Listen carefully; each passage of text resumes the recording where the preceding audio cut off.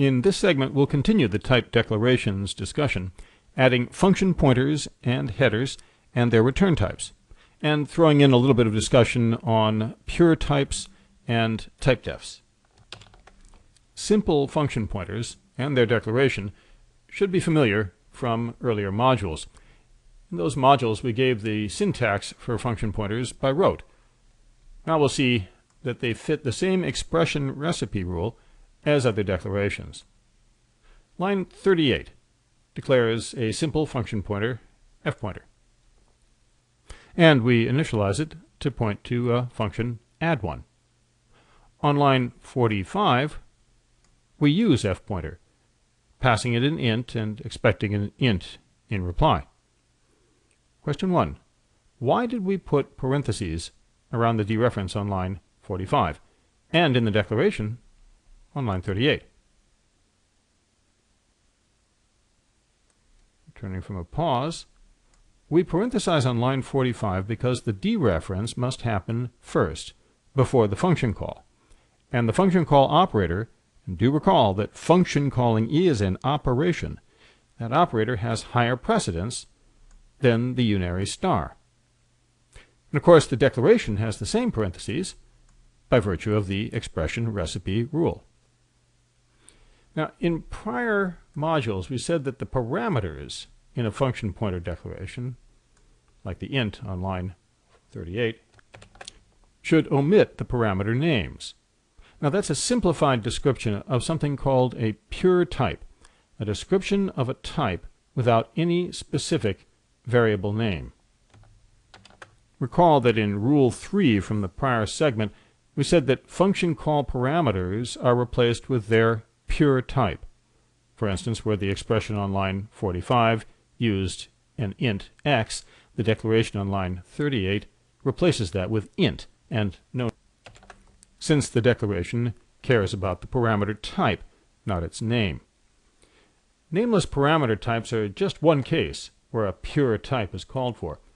Pure types also appear elsewhere in C, including as the argument of size of, and as the contents of the parentheses in a typecast operator. In all these cases, we want just the type. We don't need a variable name. So how do we express a pure type in more complex cases than that of a simple int? The rule is remarkably simple and yet hard to follow, because the result looks so wrong in some cases. Here's the pure type rule. To express a pure type, take the declaration of a variable of the type, drop the semicolon from the end, and remove the variable name. The result, even if it looks strange, is the pure type. Now, question 2, let's see if you can follow the rule. Let's write a size of expression that gives the size of a variable like f, which I'll put down here, repeating from an earlier lecture. Remember that unpleasant thing? The nasty-looking declaration at the start of the first segment of this topic? So, what I'd like you to do is write a size of that gives me the size of something of that type, of variable f, and then also write a typecast that would cast another pointer into the same type as f. Now, I'm deliberately choosing a declaration that you probably don't understand yet. You don't need to understand the declaration to follow the rule. In each case, you simply need to put the pure type in the size of or typecast operator. So returning from a pause, to do the size of, what we will do is take, as the rule says, that declaration, we'll drop the semicolon from it, and leave it without the semicolon there. Paste it in. That's our size of, provided we get rid of the variable name. And that's what it takes. You want to do a typecast? Basically the same deal. In fact, we'll just snap it like that. And the typecast looks thus. We could cast some other variable pointer using that. Now, the rule is easy to follow. The problem is that with very complex types, this just looks wrong. How can star parenthesis star parenthesis star star parenthesis, how can that possibly be anything but line noise? But the compiler will accept it and understand it. And when you read such gibberish, there's always just one spot where the missing variable could go. It's never ambiguous. So we'll leave that there as a couple of pure type examples then. And remember, if a pure type looks like line noise, it's probably right. Now, after that mess, the declaration of f pointer 2 shouldn't be too intimidating. F pointer 2 points to a function with a single array pointer parameter, like read array up here.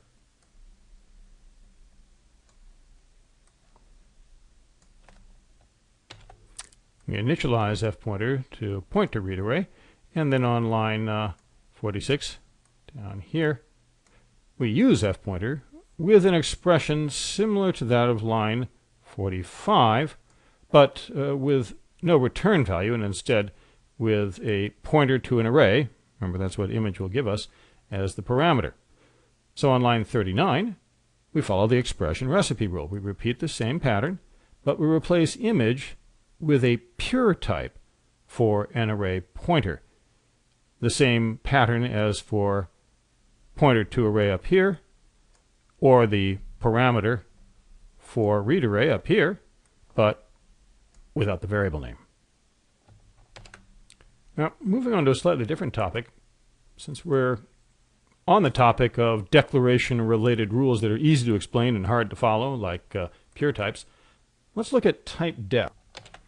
You're familiar with this C feature already and have probably used it in lines like these that are shown in the transcript here, where we do type def unsigned int and declare a uint to be a user-defined type def, semicolon there, or type def struct int ab and declare mystruct to be that sort.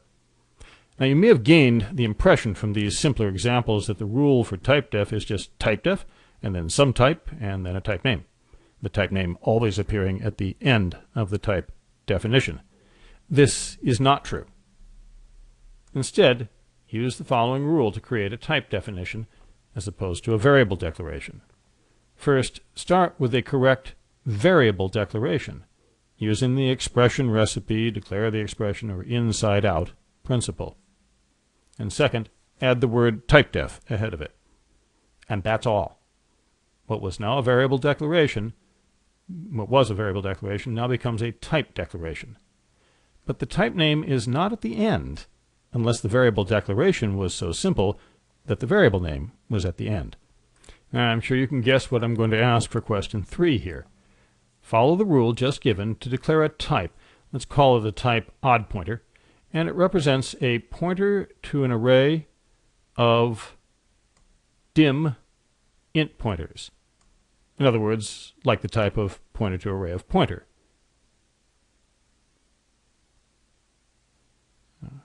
Coming back from a pause there, if we were declaring it as a variable, we would follow the same pattern as in the declaration here.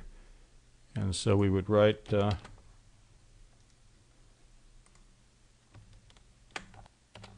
this as a variable declaration. So if we want the typedef, what we write is exactly the same thing, but with typedef ahead of it. This makes odd pointer a type, which we may then use to declare other variables. We could, with that typedef, declare pointers of this type without all the syntax complexities. We could say odd pointer, pointer to array of pointer, and have the same effect as line 37 of our example code does. Now, if you got this wrong, practice another couple of times with other types, drawing from the examples up on lines 34 through 39 in the code here. Once you suppress the impulse to always put the type name at the end of the line, it's a pretty easy rule to follow. Our last segment here, or section of the segment, describes what I think is the hardest application of the expression recipe rule. And this comes in describing function return types. Now, so far, all our functions and function pointers have had simple return types like int, or at most an int star, perhaps. given all those examples, it's tempting to think that the pattern is always return type, function name, parameter list, with the return type always appearing to the left of the function name or function pointer name. But this is not so. The only reason it looks that way is that all our return types have been simple types or pointer types. So imagine you make a function call that returns some complex type, and you continue in the same expression to apply operations to the returned value until you finally reach a simple type. Let's say, for instance, that sample takes an integer parameter and then returns a pointer to an array of dim ints. Now we call it and then operate on the return value, which must be dereferenced and then indexed to get to a single int. Now the expression to do something like that would involve calling sample, thus with an int, and then taking the result and dereferencing it, parenthesizing for precedence, and then indexing the result of the dereference. And that's what the expression would look like, and per the expression recipe rule, this is exactly the form that the header for sample should take to express the fact that it returns a pointer to an array of ints. We replace the y with a dimension dim, and we place the final type int to the left, and we arrive at what you see here. And this is exactly how it should be declared. Now the same principle applies to function pointers. Assume, for instance, that fp is a function pointer that points to a function like sample. Now to use fp, we would write an expression like this here, where we dereference it to get the function, call the function with x, let's say, dereference the result of that to get to the array to which it points, and then finally index the array.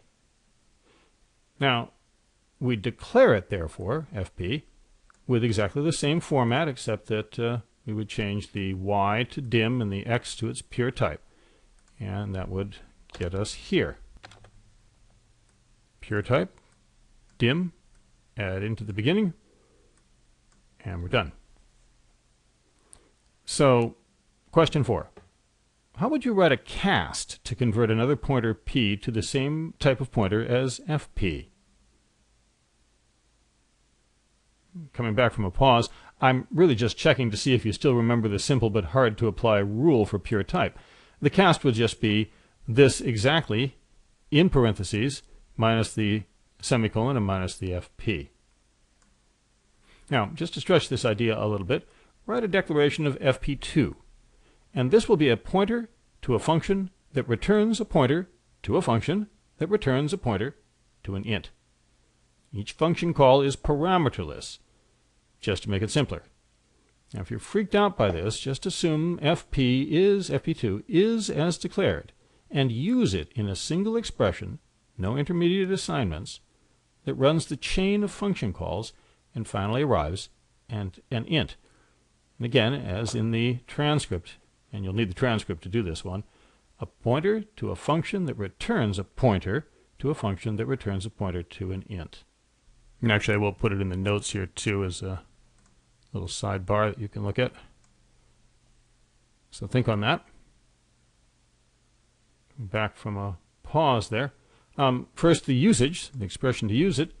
Let's see, we'd have to first dereference the function pointer to get to the first function, and then of course we'd have to call the first function.